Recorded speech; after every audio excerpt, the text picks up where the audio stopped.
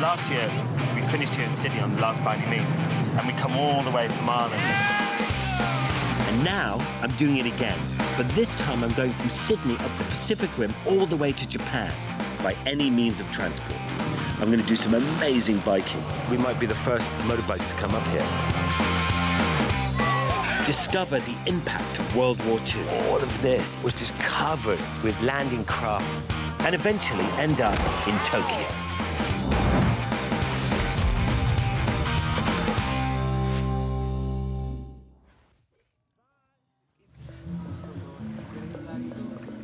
Milson has brought us to his village.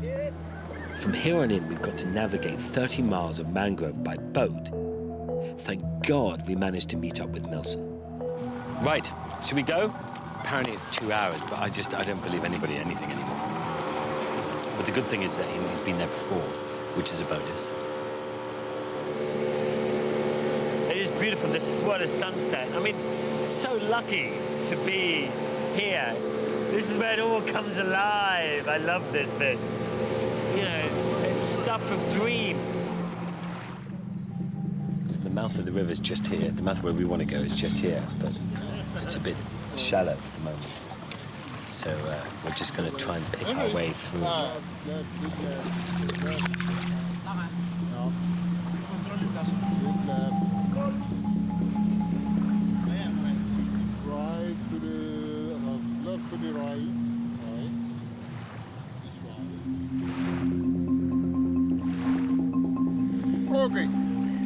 Right. We now arrived at the village where Don is, but it's about a 20-minute walk up to the village. So we're going to take what we can, and then we're going to hopefully they'll then help us get the rest of our stuff.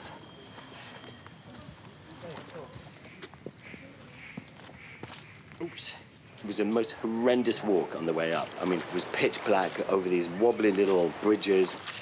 The wheelie back doesn't work anymore. No, unless it floats. We were just all over the place, and it took us forever to get up. Good evening. Hi, Don. Finally, we're here, and it was very nice to meet Don, and he was charming. What an amazing journey we've had. It's been incredible. And I will introduce you to the committee, who is the village head person.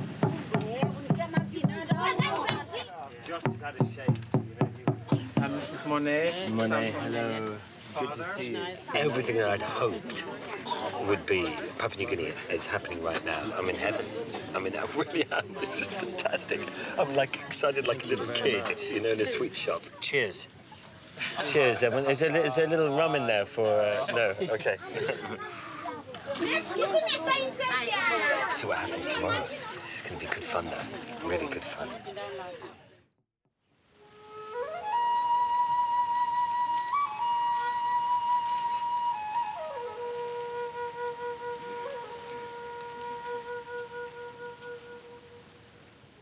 So this is the house that we're living in, and we're staying in tonight. And the village, the next door villages. And over here is the toilet. Now, you always wonder where people go to in villages. Or at least I always wonder. Open this pretty little door. And that down there is the drop hole. It's all very civilized.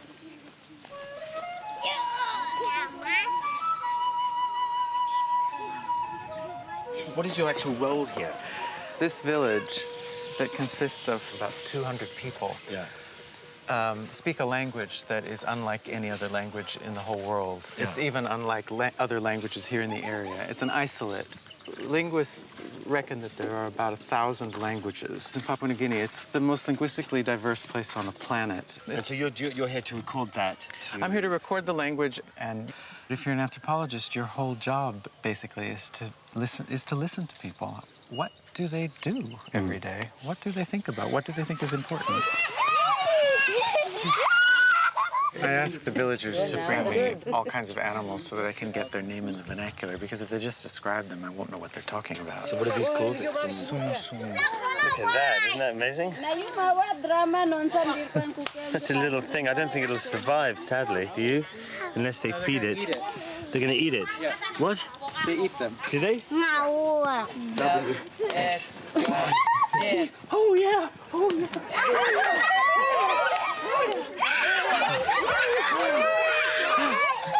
Look at this little fella. What's this called? Cuscus. Cuscus. Yeah. Has it shat on my head yet? Nope. Thank God for that.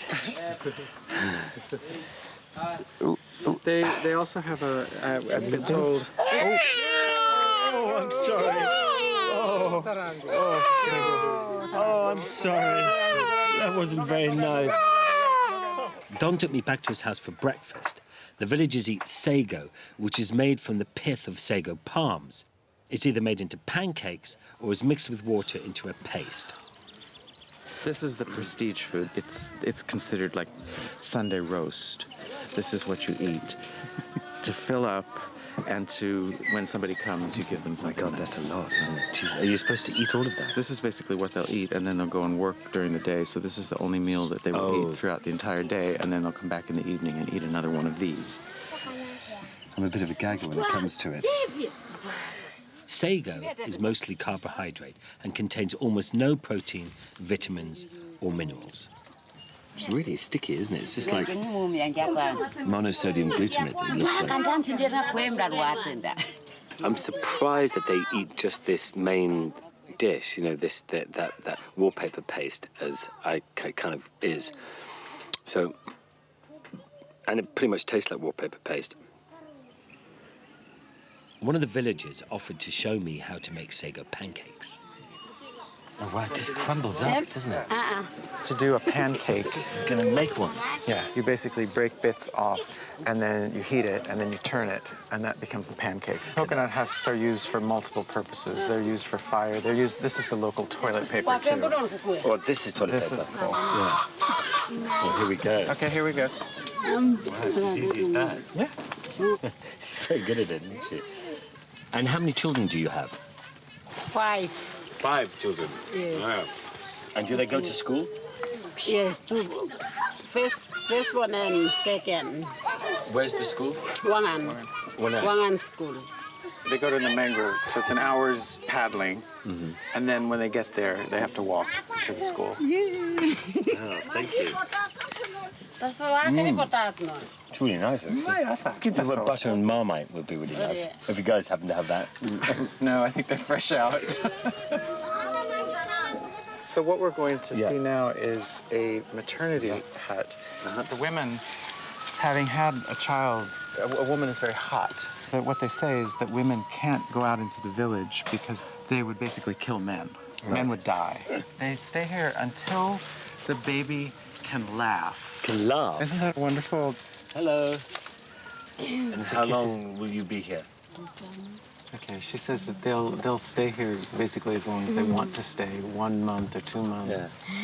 So how will they name the babies? Their mother, whose name is Wandi, she has a pool of names that she can draw on. The child will not have a name until Wandi decides to give it a name.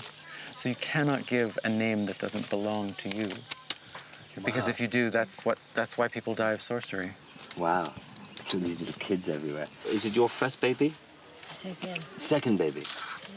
You have a boy or a girl? A boy. Well, thank you very much. This is what the village basically looked like until 2007, when it was decided to change it into something that looks more like a town. Right. And that's when the villagers created what they themselves call a highway through the center of the village and line up all of their houses. They basically want a suburb in the heart of the rainforest in Papua New Guinea. And they're creating that. You see the shovel there? Yeah. The first thing that women do when they wake up in the morning, if a pig has shit on the ground or a dog has shit on the ground, it's a woman's job to take the shovel and throw it away into the bush. And they, of course, don't like doing it, so they, mutter and mumble and sometimes shout. Just yesterday, there was a huge controversy because a woman was shoveling shit. And she said, I don't have any pigs. Whoever has these pigs, come and clean up the pig shit in my space. Yeah. And she was talking to my neighbor, and everybody knew she was talking to my neighbor. In London, if you don't pick up your dog poop, people get really angry with you. And don't say that, the more you live in a society, the more you realise that the politics are the same everywhere else. It's the little petty things that get on people's nerves.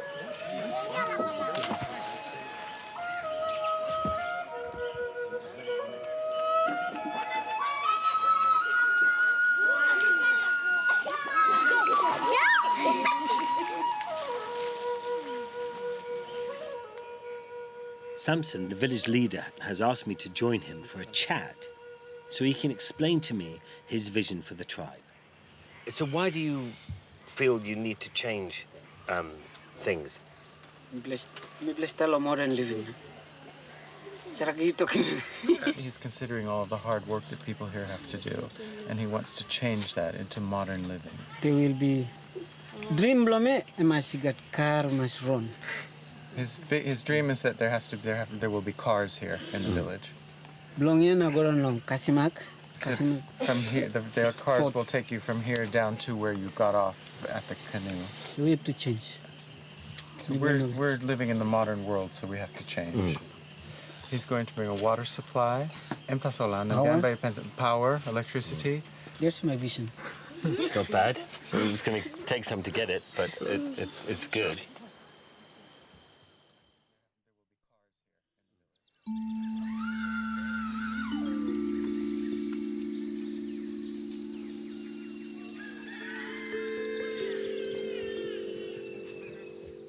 It's 5:45 now, and we're about to leave for the big boat journey.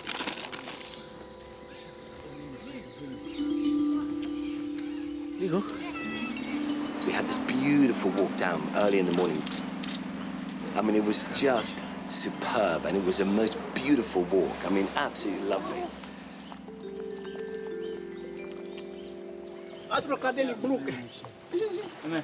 We're here. Oh, yes. Beauty. In time. You are the king. Charlie. Samson, thank you very much. I really appreciate your time. Your village has been fantastic. Thanks, Don. I've had the most wonderful time. Thank you, everyone. And I hope they get what they want, and I hope it still has the same charm as it has now. In 10 years' time, I don't know, but it's a beautiful place.